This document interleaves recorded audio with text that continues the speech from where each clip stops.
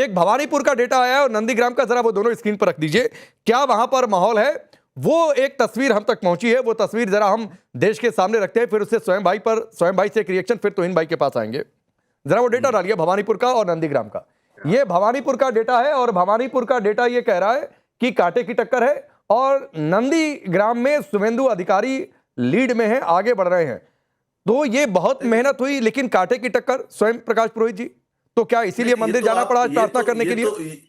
ये तो NIA, CBI, ED को पूछना चाहिए कि आप लोगों ने इतनी मेहनत की, उसके बावजूद भी कांटे की टक्कर। सच्चाई क्या है? कम से कम 35,000 वोट से पाटाबली हो गई है। और जिस मंदिर की बात कर रही है, कालीघाट के ऊपर में बगलामुखी का मंदिर था, जिसका जीर्णोद्धार ममता बनर्जी के हाथों हुआ है, और वही दर्शन करने गई है ममता बनर्जी। आज नरसिंह चतुर्दशी है और बगलामुखी मंदिर में क्यों पूजा होती है आपको पता है? अगर सनातन धर्म के लोग जानते हैं तो जब दुश्मन जब ज्यादा हावी होते हैं ना, तो भगवान देवी देवता भी काम करते हैं। हमें विश्वास है, बंगाल की जनता पर विश्वास है, देवताओं पर विश्वास है, अगर जो जिस धर्म को मानता है उनकी आस्था पर विश्वास है। मगर जो धर्म की राजनीति करते, कल आपने देखा कैसे हिंदू हिंदू हिंदू करके सारे हिंदू बीजेपी को वोट कर रहे हैं। ये कह रहा है शुभेंदु अधिकारी, दौड़ना पड़ रहा है। इतना करने के बावजूद भी इलेक्शन कमीशन चुप है। ठीक, क्या ये वोट के नाम पर मांगा जा सकता है? बताइए, रिप्लाई करिए। इलेक्शन कमीशन मंदिर गई, मंदिर का जीर्णोद्धार करवाया, उसको चुनाव से ना जोड़ा जाए, इतना करने के बाद भी कांटे की टक्कर भवानीपुर में।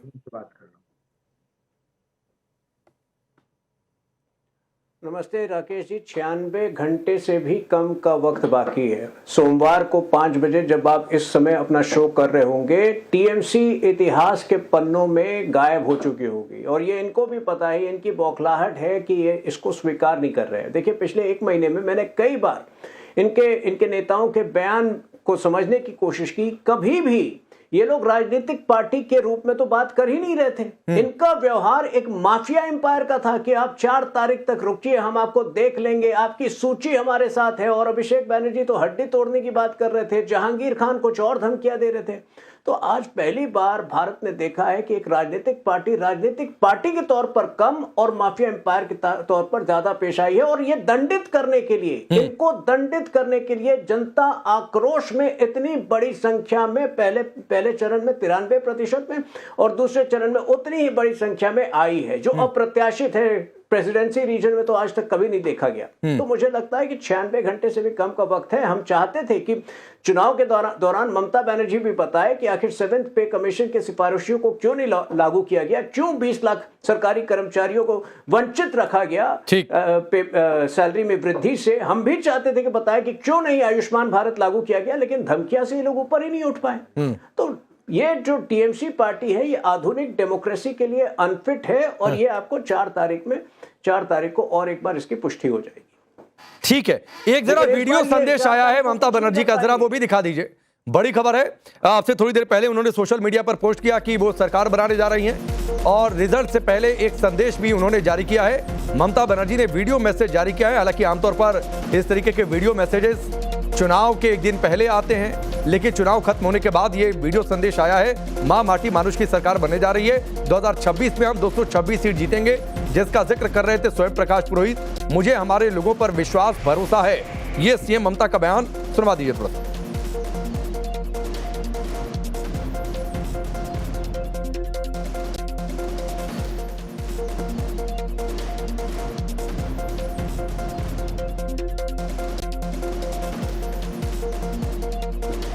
তোহিন ভাই, প্রণাম, সালাম, জোহার এবং জয় জিনেন্দ্র। আমি সবকিছু জানাচ্ছি। সত শ্রী আকাল জি, আপনারা সকলে ভালো থাকুন, সুস্থ থাকুন। আপনাদের প্রতি আমরা খুব কৃতজ্ঞ। এত রোদ্দুরের মধ্যেও এবং সবকিছু অত্যাচার সহ্য করুন আপনারা যেভাবে ভোট দিয়েছেন লাইনে দাঁড়িয়ে, আপনাদের কাছে আমরা খুব কৃতজ্ঞ।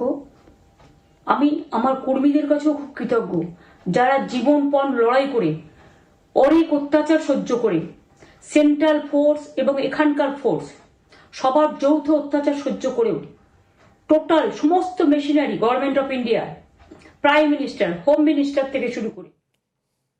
तो ममता बनर्जी का वीडियो संदेश अवधेश सर, आमतौर पर तो ऐसे वीडियो मैसेजेस चुनाव के एक दिन पहले आ जाते हैं, जैसा बीजेपी की ओर से भी आया था, लेकिन अब एग्जिट पोल के एक दिन बाद सीएम ममता का यह मैसेज, तो इसे कैसे लिया जाए? पहला सवाल। दूसरा सवाल, भवानीपुर में कांटे की टक्कर, तो मामला फंसा हुआ है क्या?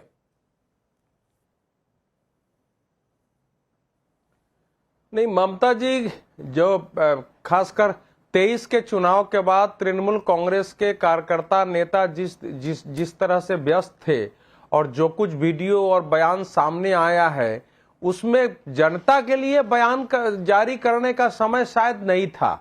ममता जी स्वयं आप देख रहे विधानसभा भवानीपुर में दिख रही थी, तो इसका अर्थ था कि एक आभास हो गया था कि इस पर जबरदस्त टक्कर है और अपने अपने क्षेत्रों में सब लोग सक्रिय हो, जो जहां से जिनका चुनाव हो गया दूसरे क्षेत्रों में जाए, तो पूरा फोकस वही हो गया था, बाई हुक और बाई क्रुक इस फेज को निकालने की कोशिश करना है। तो उसमें बाहर के लिए समय नहीं होता है हमारे पास जो करने के लिए। तो जो कुछ भी ट्रेंड था फर्स्ट फेज का, उसका असर मनोविज्ञान पर दूसरे फेज पर पड़ा था। और आप देखेंगे कि तृणमूल के लोगों का जो आक्रामक बयान इस पिछले 3 से 4 दिनों में आया, अभिषेक बनर्जी जी का जो अभी स्वयं प्रकाश जी कह रहे थे, कम से कम उस अफसर ने किसी को मारने के लिए नहीं कहा, उसने कहा कि बदमाशी मत करो, अगर कुछ गड़बड़ी हुई तो अच्छे से खबर लूंगा। तो जो ऑब्जर्वर जाता है वो यही भाषा बोलेगा ना कि भाई तुम्हारे आपकी शिकायत आ रही है, अगर शिकायत में गड़बड़ी करोगे तो समस्या आएगी, क्योंकि वो तो शांतिपूर्ण निष्पक्ष और चुनाव व्यवस्था कराने गए हैं, हिंसा को रोकना उनका दायित्व है। लेकिन जो कुछ अभिषेक बनर्जी जी का वीडियो था वो जरा देखिए कि 4 तारीख को 12 बजे के बाद जो है देख लूंगा और कौन जो है दिल्ली से तुमको बचाने आता है। उसी प्रकार से अब सिंघम पता नहीं कहां से टेलीविजन पर एक अफसर के लिए सिंघम चला गया, तो एक उम्मीदवार और विधायक कहिए वो कहने लगे मैं पुष्पा हूं। तो इस प्रकार की भाषा का सत्तारूढ़ पार्टी की ओर से आना और केवल केंद्र सरकार की आलोचना करना ये बता रहा है कि 2011, 2016, 2021 उसमें उसकी जो सफलता थी उसके बाद उनको ये लग नहीं रहा था कि जनता के अंदर कोई असंतोष है और उस प्रकार से आसान हमारे लिए इस बार चुनाव नहीं है। लेकिन उस वोटिंग पैटर्न ने बता दिया। एक दूसरी बात जो स्वयं प्रकाश जी कह रहे हैं कि कम हुआ है, जरा इलेक्शन कमीशन का डाटा चेक कर लिया जाए।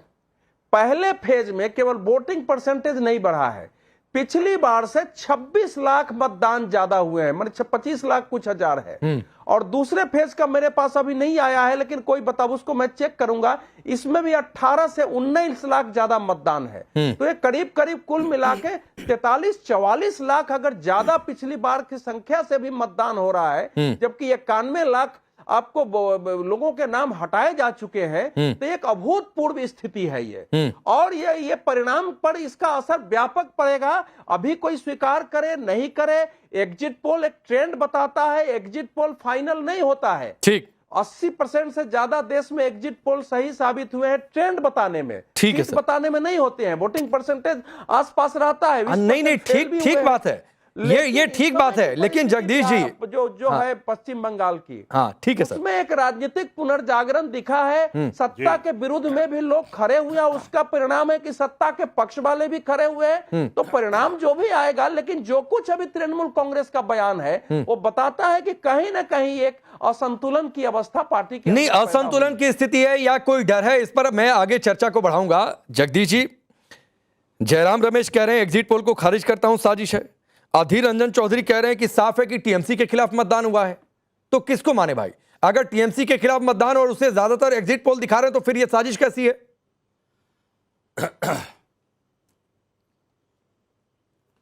राकेश पांडे जी, कल मैं आपके चैनल पर था एग्जिट पोल में, और मैंने कहा था सारे एग्जिट पोल 200 से ज्यादा बीजेपी को दिखाएंगे, पर मैं हैरान था कि टक्कर दिखा रहे थे। कहना कि मैं समझता हूं ये जांच का विषय था, क्योंकि जिस तरह से भारतीय जनता पार्टी ने चुनाव लड़ा है, सारे अफसर हटा दिए, 2-2.5 लाख पुलिस वाले भी ले गए, पूरा मजबूती से लड़ा। ईडी सीबीआई की भी बात कर रहे हैं। और हाँ, रही बात इसकी भाषा की बात अभी कर रहे थे, तो भाषा तो हमारे गृह मंत्री भी लटकाने की बात कर रहे थे, एक चटकाने की बात कर रहा था। तो कहना कि मैं समझता हूं देश दोनों पार्टी को देख रहा है। हमने भी अपनी शुरुआत करी है, पूरी दम से लड़े। अरे आपसे सवाल कुछ पूछा, आप जवाब कुछ दे रहे हैं। क्या आएगा? हम तो जगदीश जी, आपसे सवाल सर कुछ पूछा, आप जवाब कुछ दे रहे हैं। जवाब तो विस्तार से दे दिया। देखिए, नहीं, विस्तार में भी मेरे सवाल का जवाब नहीं मिला। सीधा जवाब ले लो, मारो जवाब पे। होना वही है जो हम होना। हाँ, मैं दे रहा हूं।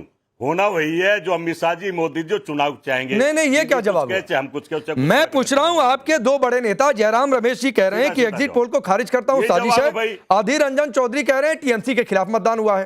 किसको मानूं मैं? मैंने दोनों का तो जवाब दे दिया। देखिए, चुनाव दोनों का जवाब नहीं हुआ भाई, मैं किसको मानूं? अधीर रंजन चौधरी को मानूं कि जयराम रमेश जी को मानूं? हमारा काम चुनाव लड़ना है। अरे भाई, मैं क्या ये जवाब हम तीनों से अच्छा दे सकते हैं, अमित शाह जी या चुनाव, तुमको परिणाम का पता, बाकी सारे एग्जिट पोल। अरे आप अपने नेताओं का बताइए ना जगदीश जी। देख जयराम जी की बात को मान लूं कि अधीर रंजन चौधरी की बात को मान लूं?